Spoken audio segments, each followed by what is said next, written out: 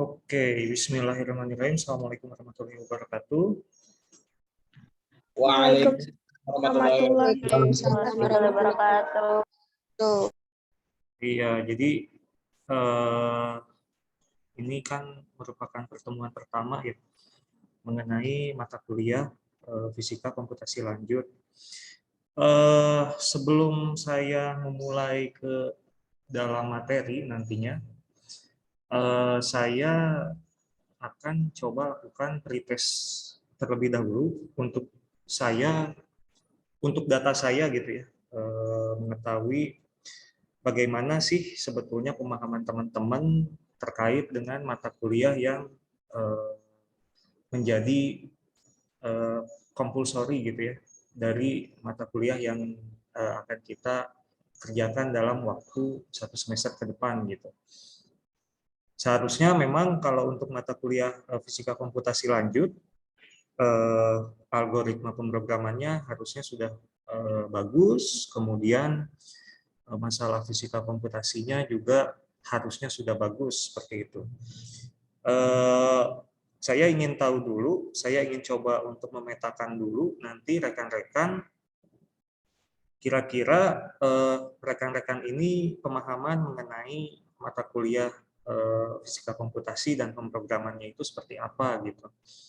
Kalau memang dari teman-teman ini sudah kuat untuk algoritma pemrogramannya, kemudian untuk yang masalah fisika komputasi dan metode numeriknya sudah kuat, maka otomatis saya akan pede gitu ya untuk mengajak teman-teman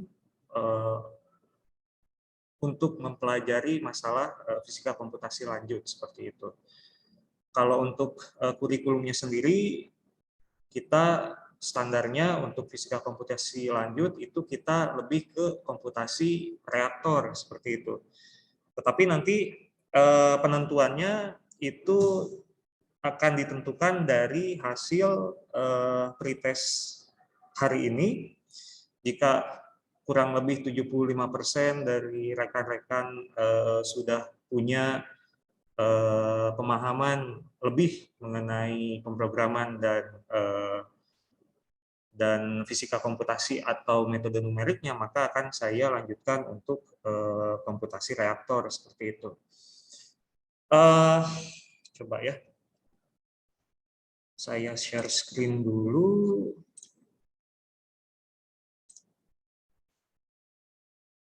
Jadi ini untuk pengantarnya sendiri, sebetulnya ini juga sudah saya jelaskan ya. Jadi waktu pertemuan pertama kali kita di aula, saya jelaskan panjang lebar mengenai fisika komputasi dan apa itu namanya dan kegunaannya seperti itu. Jadi untuk yang kuliah pertama ini saya akan coba menjelaskan mengenai kontrak perkuliahan dan juga pendahuluannya seperti itu. Ini merupakan e-learning kita, jadi nanti kita akan coba pengumpulan ujian, kemudian kuis, kemudian ujian tengah semester atau akhir semester kita akan coba kumpulkan di e-learning ini. Teman-teman silakan coba login. Kita juga nanti pretest jam 11, kurang lebih jam 11 akan kita laksanakan di e-learning UIN Banten ini. Saya juga penasaran gitu ya, dari e-learning ini apakah bisa kurang lebih 15 orang coba login bareng-bareng, apakah ada masalah atau enggak seperti itu. Ketika misalkan nanti ada masalah, nanti saya akan coba konsultasikan ke Pak Subur. Kalau memang tidak ada masalah, kita akan teruskan menggunakan e-learning UIN Banten ini seperti itu. Untuk username-nya sendiri, kalau tidak salah NIM kalian, kemudian kalau password-nya sendiri itu kalau tidak salah 1-6 kalau nggak salah, atau 1-8, saya lupa lagi seperti itu. Kemudian, nah ini peraturan biasa ya, jadi kalau misalkan nanti kita luring, jangan terlalu sering mengobrol gitu ya dalam kelas, kemudian jangan makan minum, kemudian rekan-rekan juga diperkenankan untuk menggunakan gadget sebetulnya. Hanya saja untuk keperluan rekan-rekan untuk mencari referensi seperti itu. Kemudian, nah ini sebetulnya gambaran umum fisika komputasi ya. Jadi fisika komputasi itu terbagi atas 3 buah untuk mencari suatu kebenaran saintifik itu sebetulnya ditopang oleh ketiga buah subsistem ya. Jadi yang pertama itu adalah teori. Dalam hal ini produknya adalah model, kemudian eksperimen, produknya adalah data, kemudian komputasi, produknya adalah data, seperti itu. Jadi ketiga buah subsistem ini saling menopang, di mana jika ketiga buah sistem ini valid gitu ya hasilnya, maka akan membentuk suatu segitiga yang disebut dengan kebenaran saintifik, seperti itu. Asalkan kita terjadi keselarasan ya antara teori, kemudian dengan eksperimen, kemudian dengan komputasi, seperti itu. Ketika misalkan salah satu salah, misalkan eksperimennya salah, tetapi teori dan komputasinya betul, maka ada hal yang tidak sesuai di sana, dan kita harus coba analisa, kita coba cari tahu alasannya itu seperti apa. Kemudian jika misalkan teori dan eksperimennya betul, misalkan sesuai, tetapi komputasinya salah, maka otomatis ada pertanyaan di sana bahwa model yang kita gunakan sebagai model komputasinya salah, seperti itu. Jadi ketiga buah subsistem ini harus sama-sama saling menopang dan saling valid gitu ya. Jadi subsistem ini harus menghasilkan produk-produk yang valid, seperti itu. Data komputasinya harus valid, data eksperimennya harus valid, teori dan dalam produknya ini adalah modelnya ini harus valid, seperti itu, untuk membentuk suatu segitiga yang dinamakan kebenaran saintifik, seperti itu.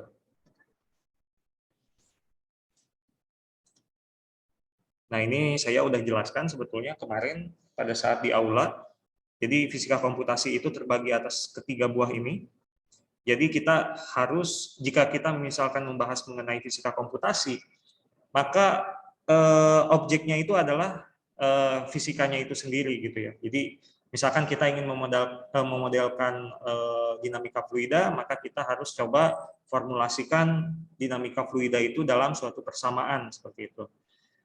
Suatu persamaannya itu bisa dalam bentuk apa? Bisa dalam bentuk persamaan Navier-Stokes misalkan. Itu bisa kita menggunakan persamaan Navier-Stokes itu bisa kita gunakan sebagai persamaan umum untuk menjelaskan dinamika fluida, seperti itu.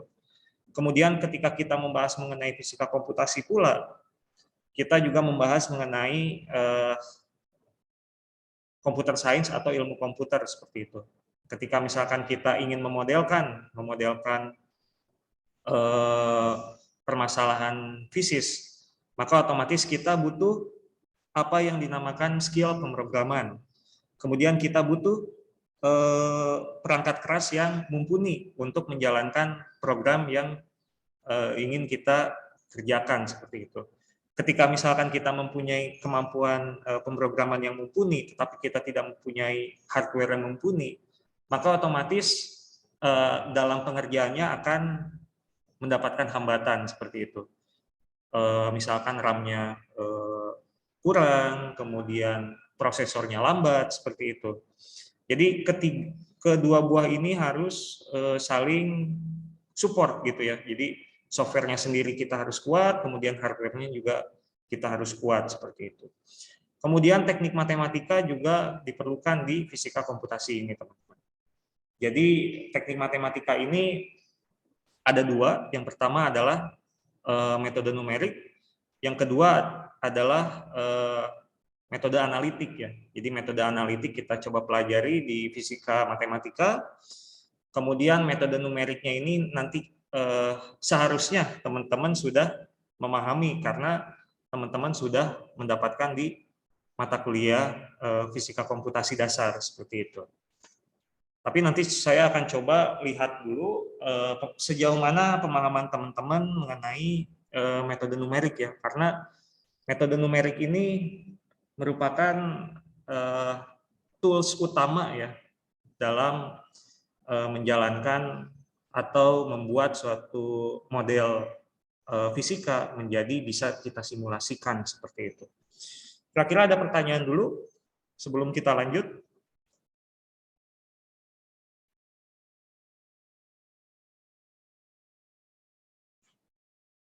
Belum ada, Pak. Oke. Kalau belum ada, kita coba lanjut. Jadi di fisika komputasi itu kita akan membahas mengenai proses dan analisa. Objeknya sendiri itu ada data berukuran besar, kemudian proses fitting, kemudian tampil dan menganimasikan menggunakan grafik ya.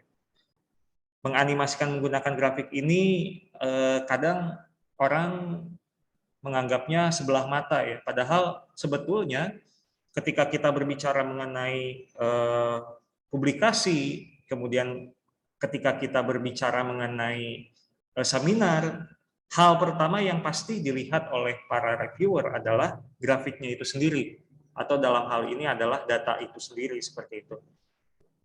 Jika misalkan kita memiliki data yang bagus, tetapi kemampuan visualisasi kita tidak bagus, maka otomatis penemuan yang kita dapatkan tidak bisa disampaikan secara baik ke pembaca seperti itu, sehingga itu akan menimbulkan kerugian bukan hanya dari sisi kita, tetapi dari sisi pengembangan ilmu pengetahuan itu sendiri seperti itu.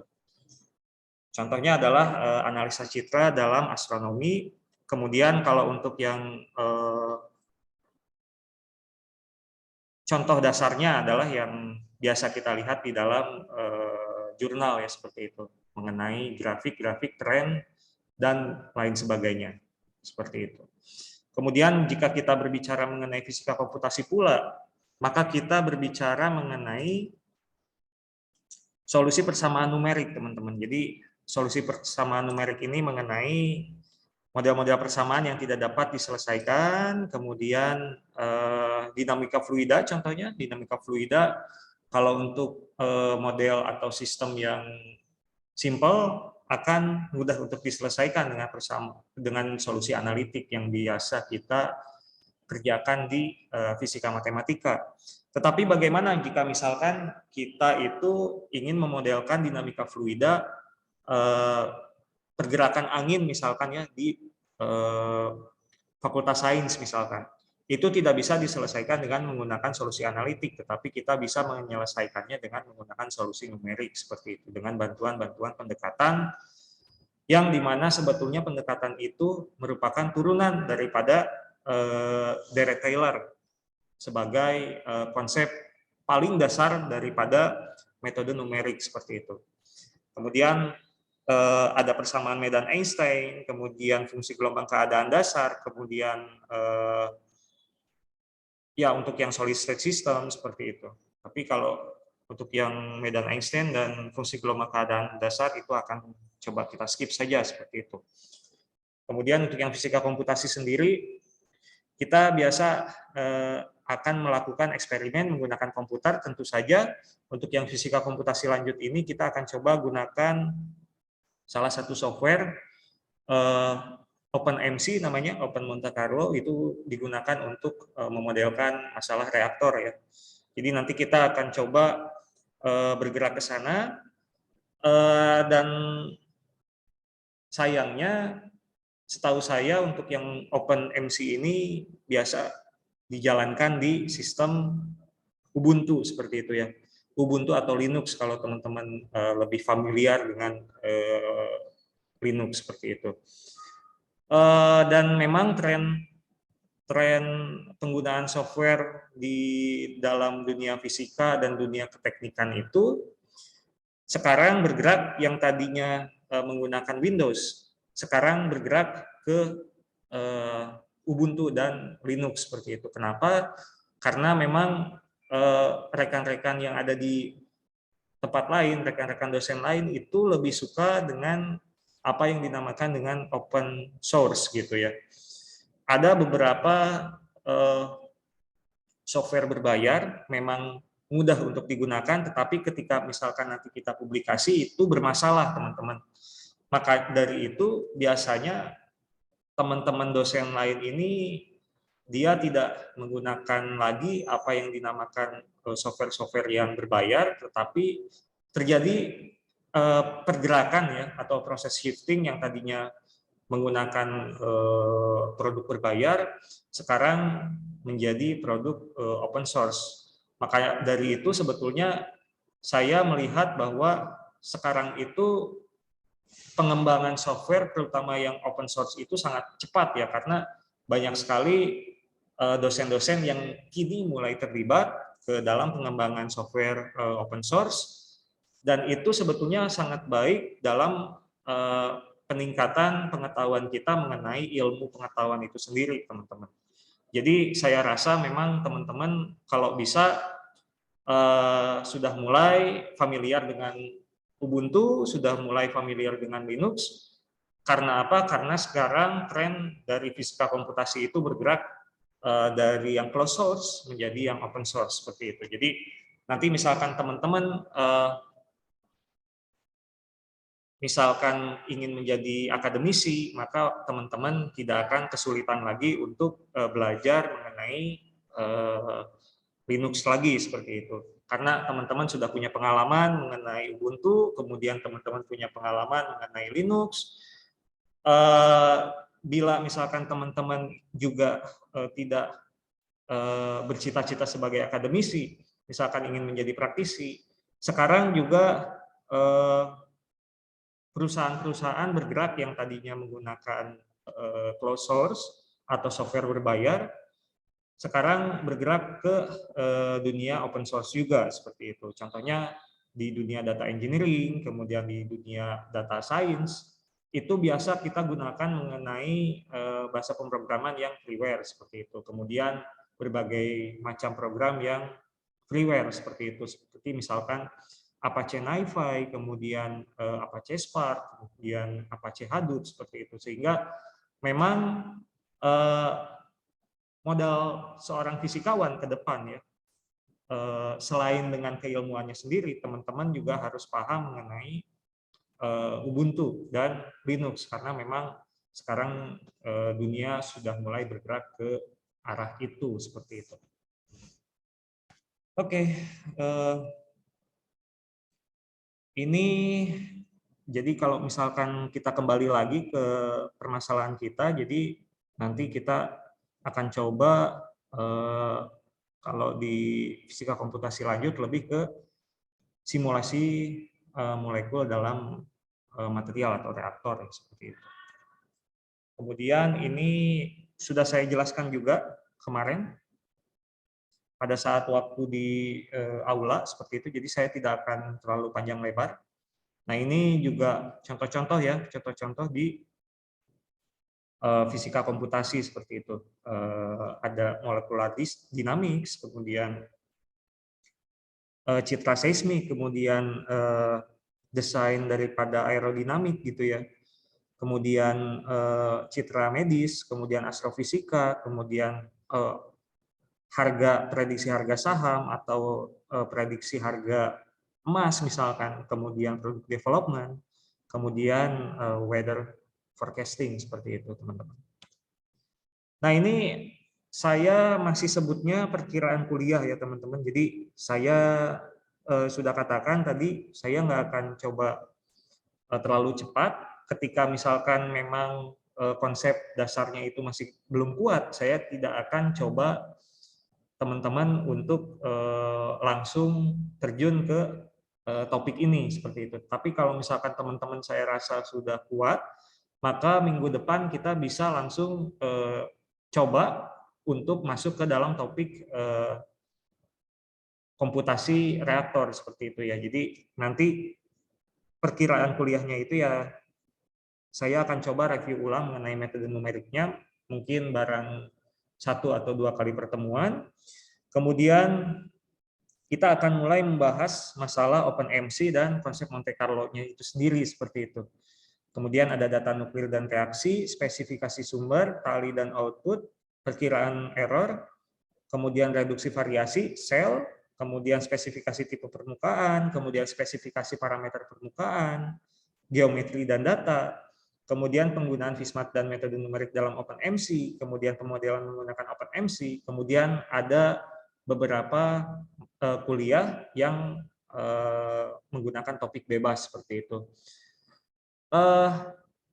Saya punya ide untuk konsep kuliah kita kali ini gitu ya, karena tidak mungkin juga saya memberikan tutorial pada saat kita kuliah saja seperti itu. Jadi saya ingin coba saya bikin tutorialnya itu nanti di YouTube seperti itu. Jadi teman-teman nanti silakan lihat YouTube. Kemudian saya menugaskan mahasiswa untuk melakukan napak tilas atau reka ulang sesuai dengan apa yang ada di dalam video itu sendiri seperti itu. Misalkan saya bikin suatu program. Nah, silakan teman-teman bikin program itu juga, kemudian pahami juga maksud daripada line kode itu apa seperti itu. Kemudian nanti silakan teman-teman buat laporannya atau rangkuman dari reka ulang tersebut seperti itu. Jadi teman-teman bukan hanya belajar masalah teorinya saja, tetapi teman-teman juga belajar mengenai prakteknya seperti itu, atau ya prakteknya ya, untuk memperkuat pemahaman teman-teman untuk masalah ini seperti itu. Kemudian kita bisa alokasikan jam reguler kita ini yang tadinya pukul 10 ini gitu ya, 10 sampai jam setengah 1 ini, kita bisa manfaatkan untuk sesi tanya jawab atau sesi tutorial secara luring seperti itu. Kita ada komputer di bawah, ada 6. Silakan nanti teman-teman kalau misalkan ingin coba luring, kemudian ingin coba bimbingan gitu ya dengan saya, itu disediakan komputer sebanyak 6 buah.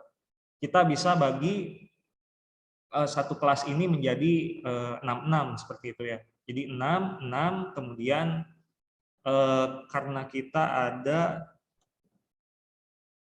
12 ya, berarti bisa 2 sesi 6 dengan 6 seperti itu. Jadi saya harapkan untuk mata kuliah ini saya tidak akan hanya memberikan teorinya saja, tetapi saya juga ingin teman-teman merasakan dalam tanda kutip ya, bagaimana sih cara prakteknya, bagaimana cara pengerjaan programnya seperti itu. Sehingga nanti ketika misalkan teman-teman beres dari kuliah di sini, teman-teman punya pengalaman, teman-teman ketika ditanya orang juga tidak gelagapan, teman-teman juga jadi lebih percaya diri gitu ya untuk menghadapi dunia pekerjaan setelah selesai menjalani perkuliahan seperti itu. Seperti itu. Ada pertanyaan dulu nggak?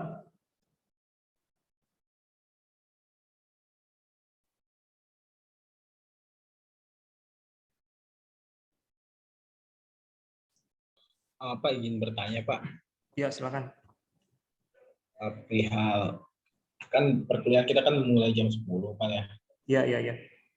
Nah terus nanti misalnya akan dilaksanakan luring gitu tuh di kampus, itu kita pas jam 10 atau kurang Pak? Maksudnya atau lebih gitu tuh? Atau apakah ada konsekuensinya Pak ketika luring? Nah itu yang pertama. Terus yang kedua, dia udah saya menanya apa ya, lupa lagi.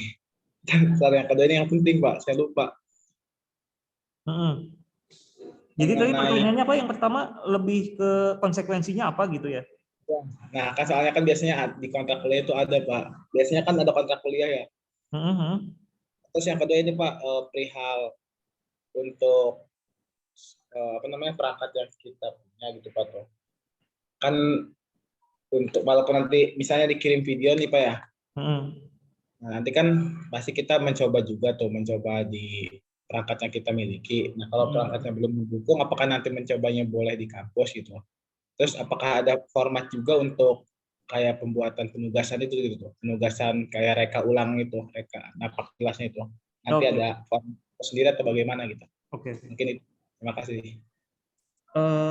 Jadi saya sudah berbicara ya ke Kaprodi mengenai masalah ini gitu ya. Jadi misalkan teman-teman punya permasalahan spesifikasi komputernya itu dia kurang mumpuni lah gitu ya. Silakan teman-teman nanti hubungi saya, nanti saya fasilitasi teman-teman untuk coba softwarenya itu atau pengerjaan tugasnya itu di laboratorium fisika komputasi seperti itu. Maka dari itu biasanya nanti saya penugasannya itu dia dalam waktu 1 minggu, sehingga nanti teman-teman punya spare waktu gitu ya untuk teman-teman mengerjakan tugas sesuai dengan apa yang ada di dalam video itu, seperti itu. Kemudian untuk formatnya sendiri, silakan teman-teman gunakan format yang terserah teman-teman mau gunakan format yang seperti apa. Kalau bisa sih format yang lebih ke makalah seperti itu ya. Atau kalau misalkan dalam bentuk step by step juga diperkenankan, tetapi kalau bisa coba teman-teman nanti analisa, kemudian teman-teman bukan hanya cuman mengerjakan, tetapi harus paham ini tuh maksudnya apa, ini tuh maksudnya apa, ini tuh maksudnya apa, seperti itu. Seperti itu. Kemudian yang pertanyaan ketiga tuh tentang konsekuensi apa? Ketika luring gitu Pak, kan biasanya kan kalau luring tuh ada yang telat, apakah ada konsekuensinya gitu, takutnya ada yang telat. Oke. Jadi kalau untuk yang luring sendiri mungkin saya tidak akan terlalu apa ya, tidak akan terlalu strict gitu ya, karena kan saya juga tahu kalau misalkan yang teman-teman semester 6 itu harusnya hanya daring saja seperti itu. Tapi faktanya di lapangan kemarin saya lihat juga teman-teman yang semester 4 saya tanya mengenai pemrogramannya masih belum paham. Kemudian nah dari situ pula saya coba tarik benang merah bahwa untuk beberapa mata kuliah, contohnya fisika komputasi, kemudian algoritma pemrograman, kemudian fisika komputasi lanjut, itu tidak bisa dilaksanakan secara hanya daring saja seperti itu. Sehingga praktikum ini sifatnya sebagai suplemen teman-teman. Silakan teman-teman coba inisiatif sendiri, coba datang kalau memang sudah dijadwalkan, karena itu bukan hanya sebagai ini saja gitu, tapi di sana itu teman-teman bisa explore lebih jauh, kemudian bisa tahu kelemahan teman-teman itu ada di mana, kemudian kelebihannya teman-teman itu ada di mana. Sehingga saya sarankan nanti kalau misalkan nanti ada sesi luring, silakan nanti teman-teman datang, tetapi untuk mekanismenya ketika misalkan nanti masuk ke dalam kelasnya itu sendiri, karena kelasnya itu sempit, bergantian seperti itu ya. Jadi 6 orang, kemudian nanti coba dalam waktu kurang lebih 50 menit seperti itu, sehingga nanti teman-teman bukan hanya teorinya saja gitu ya, tapi ketika misalkan nanti bekerja sebagai akademisi gitu, teman-teman sudah punya pengalaman, jadi teman-teman nggak kesusahan lagi gitu ya ke depannya, seperti itu. Seperti itu. Baik Pak, terima kasih. Iya. Ada lagi pertanyaan mungkin?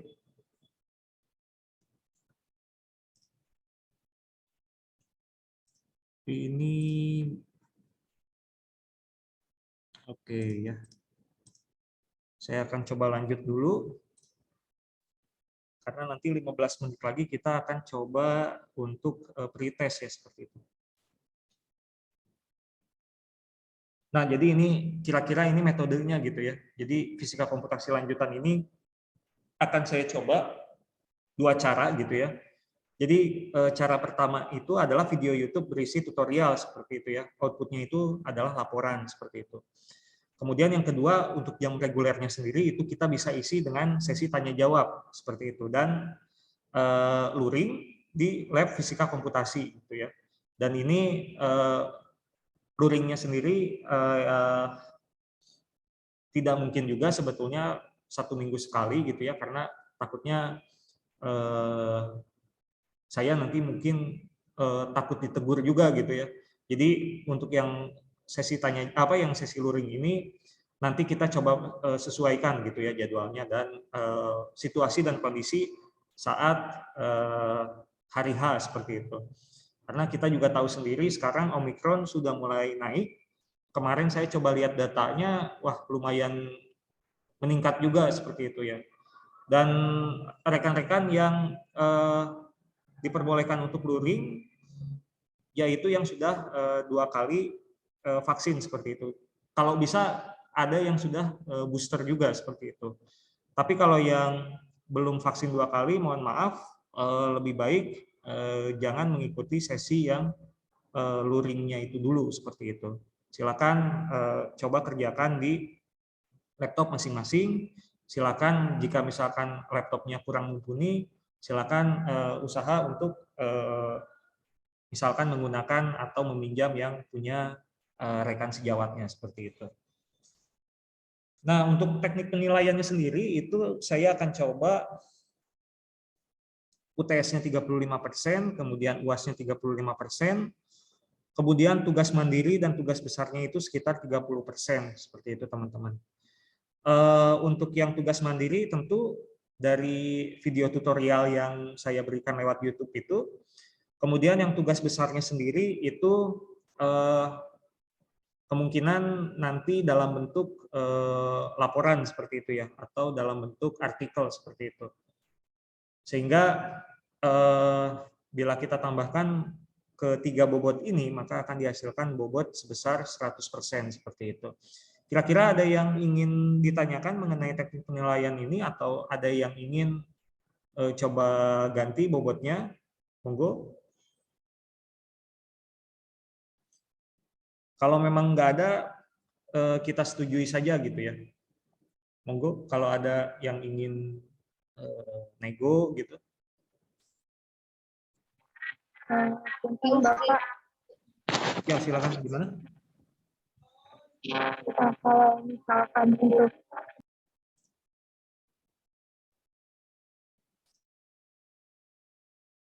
kalau misalkan untuk tugas mandiri dan tugas besar itu bobotnya 4 dan UAS 30% itu bagaimana? Nah, jadi kalau untuk yang tugas mandiri dan tugas besar ini ya, nanti akan coba saya sesuaikan juga sebetulnya. Jadi kalau memang selama perkuliahan itu banyak tugas mandirinya, maka saya akan coba bobot tugas mandirinya lebih besar seperti itu. Kemudian tugas besarnya lebih sedikit seperti itu. Kalau memang kita ada berapa kali tugas, maka tentu tugas mandirinya akan saya buat besar dan tugas besarnya akan saya buat proporsional lah seperti itu. Jadi lebih ke proporsional pembagian tugasnya gitu ya. Karena yang tugas mandiri juga sebetulnya saya merasa penting juga. Kenapa? Karena itu bisa jadi acuan teman-teman gitu ya dalam memahami materi ini gitu. Dan saya juga ketika dulu kuliah itu ketika misalkan ditugaskan dan tahu bobotnya sebesar ini gitu, saya akan lebih mengeluarkan effort saya untuk menyelesaikan perkuliahan ini seperti itu. Saya sih sebetulnya lebih setuju tugas mandiri dan tugas besarnya itu bukan 30% tetapi 40% gitu ya. Sementara untuk yang UTS dan UAS-nya itu 30% dan 30% karena saya juga takutnya gitu ya. Pernah punya pengalaman juga ketika UTS dan UAS itu kondisi kita itu tidak fit gitu. Jadi bukannya mendapatkan nilai bagus gitu ya, walaupun sebetulnya dalam waktu 1 semester itu performa kita bagus, tetapi semua itu hanya ditentukan dalam waktu 1 hari saja gitu. Nah itu kadang-kadang yang lebih membuat saya menyukai tugas mandiri dan tugas besarnya itu dengan bobotnya itu lebih besar seperti itu. Tapi itu balik lagi ke teman-teman, apakah mau misalkan tugas mandiri dan tugas besarnya itu sebesar 40%, kemudian UTS dan UAS-nya itu 30%, 30%, itu saya kembalikan lagi ke teman-teman gitu. Tapi ya intinya kalau misalkan kita udah sepakati sekarang untuk kedepannya ya kita berpijak pada itu gitu ya.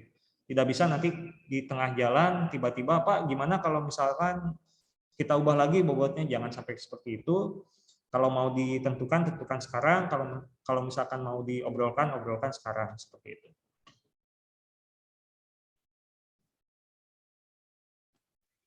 Baik, Bapak izin berbicara. Ya, silakan. Ya kalau saya pribadi Pak, saya setuju untuk tugas mandiri dan tugas besar itu adalah 40%. Untuk UTS dan UAS adalah 30%. Memang UTS dan UAS itu adalah sebagai pengujian apakah kita sudah memahami materi. Tapi saya juga pernah punya pengalaman Pak, satu semester saya gitu hanya ditentukan oleh 10 soal dan itu tidak seluruhnya mereview materi yang telah kita pelajari seperti itu Pak. Jadi kalau misalkan memang bisa diperbolehkan untuk mengajukan penilaian bobot ini, kalau saya lebih setuju tugas mandiri dan tugas besar 40%. Mengingat kalau di sini biasanya kalau dosen itu ada kehadiran, tapi kalau bagi saya nggak masalah kehadiran tidak diperhitungkan. Yang penting tugas mandiri dan tugas besarnya itu 40%. Terima kasih Bapak. Sama. Kira-kira gimana? Ada pendapat lain gitu? Kalau misalkan memang nggak ada pendapat lain, kita akan coba ubah aja gitu. Karena betul juga jangan sampai pembelajaran satu semester ini hanya ditentukan oleh UTS dan UAS-nya saja seperti itu. Saya sih sebetulnya lebih senang gitu ya dengan prosesnya itu gitu ya, daripada ketimbang penilaiannya itu besar di UTS atau UAS-nya seperti itu.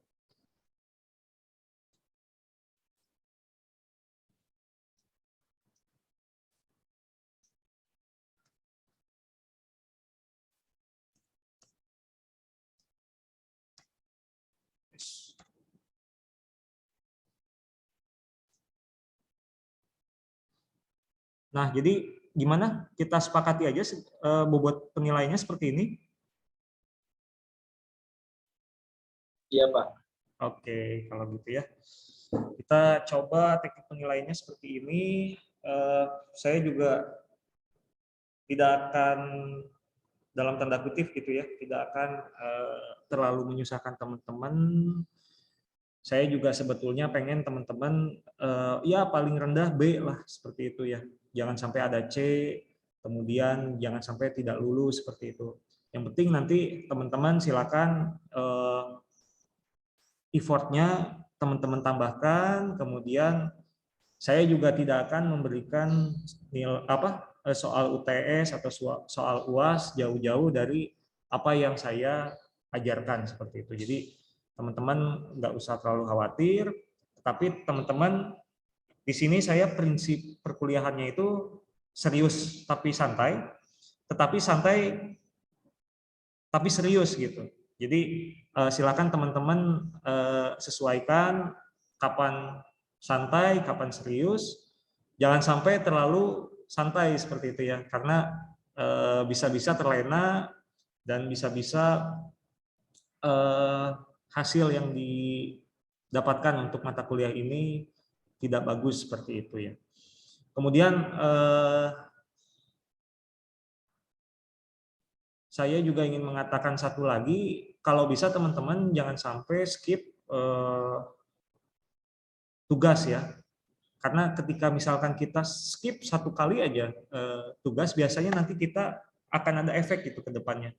Ya malas lah, kemudian ya ya udahlah, biarin aja tugas bobotnya cuma segini misalkan. Nah, jangan sampai seperti itu. Kalau bisa dari awal sampai akhir tugas dikerjakan, teman-teman juga bisa mendapatkan ilmunya itu dia tidak terputus gitu ya. Ketika misalkan kita tidak mengumpulkan sekali aja, itu akan menimbulkan rasa malas seperti itu, dan proses penerimaan materinya juga tidak akan maksimal seperti itu, teman-teman. Kalau untuk tentang penilaian, tentu kita sesuaikan saja dengan apa yang ada di universitas seperti itu.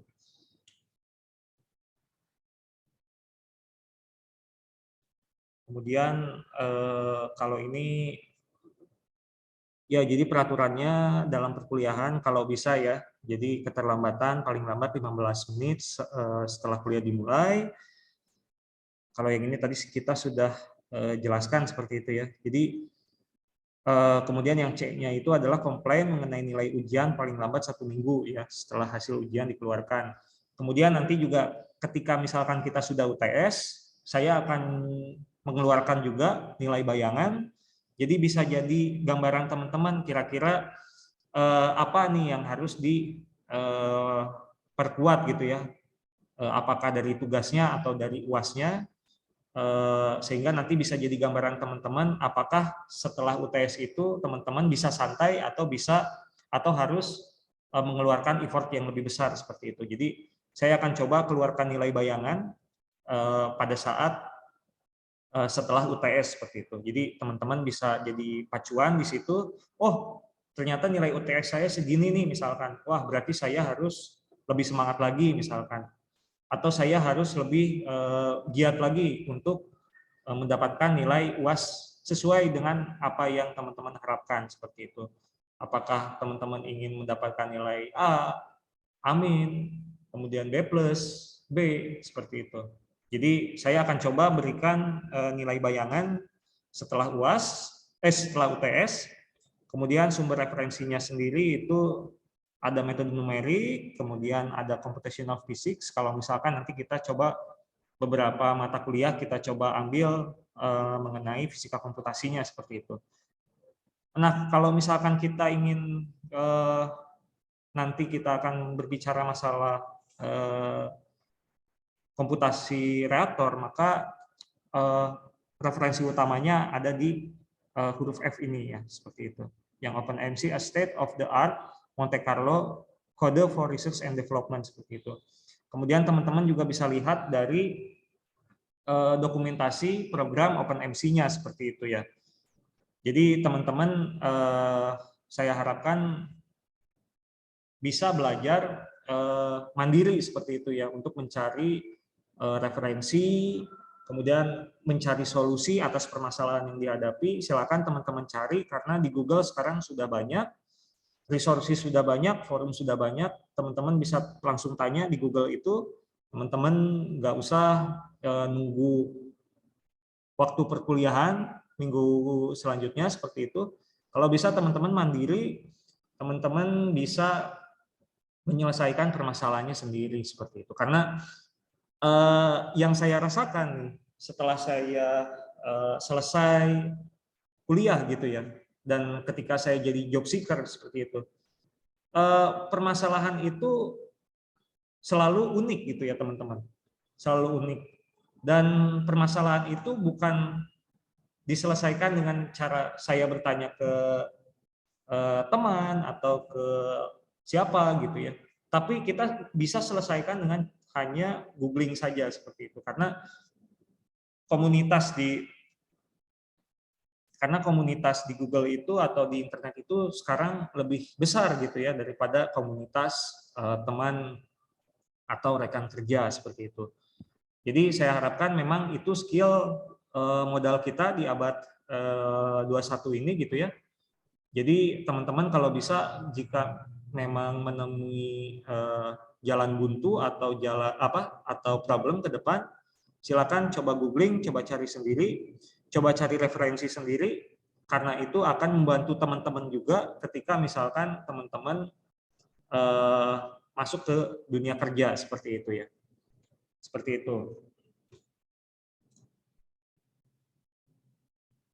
Nah, ini untuk absen kuliah kita ada di tinyurl.com/absen kuliah fees seperti itu. Jadi teman-teman silakan absensi di sini. Biasanya absensi saya tutup pukul 4 di hari yang sama seperti itu.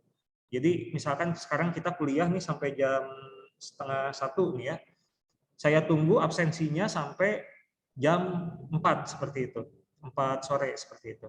Jangan sampai teman-teman tidak mengabsen karena yang rugi bukan saya tapi nanti teman-teman yang rugi seperti itu. Nah, ini untuk tugasnya gitu ya. Tugas untuk minggu depan. Jadi silakan teman-teman install Ubuntu menggunakan VirtualBox. Kalau ini tugasnya nggak usah dibikin laporan kayak gitu. Ini tugas biasa aja, nggak usah dibikin laporannya. Install Ubuntu menggunakan VirtualBox.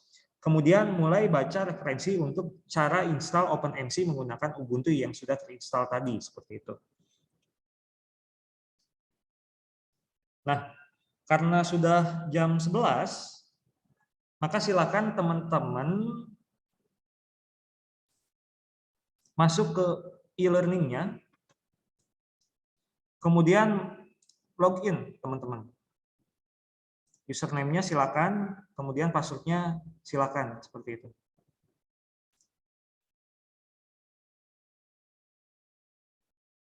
Teman-teman nanti coba login, kemudian nanti ada di sini course-nya itu adalah fisika komputasi lanjut. Klik sekali di situ.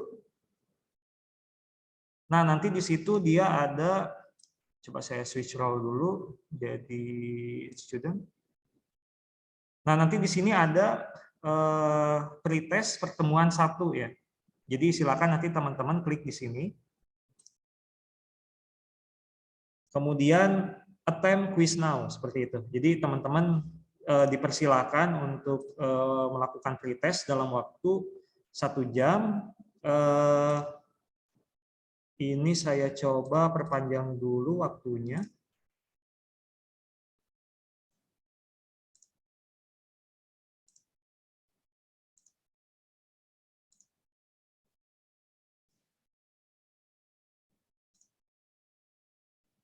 Ini saya coba perpanjang dulu waktunya. Timingnya saya perpanjang sampai 12.30 ya.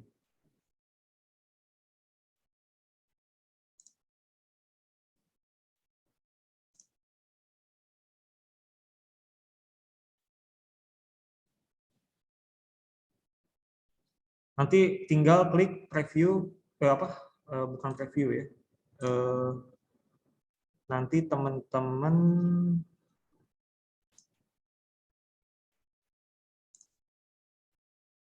attempt quiz now ya. Jadi di sini tulisannya attempt quiz now kalau yang di bagian teman-teman. Kira-kira ada pertanyaan sebelum saya tutup? Bapak boleh minta RPS-nya? Kalau RPS-nya nanti saya berikan ketika hasil pretest-nya itu sudah keluar gitu. Jadi saya juga kan harus mencocokkan gitu ya kemampuan teman-teman kemudian dengan RPS yang akan saya buat gitu.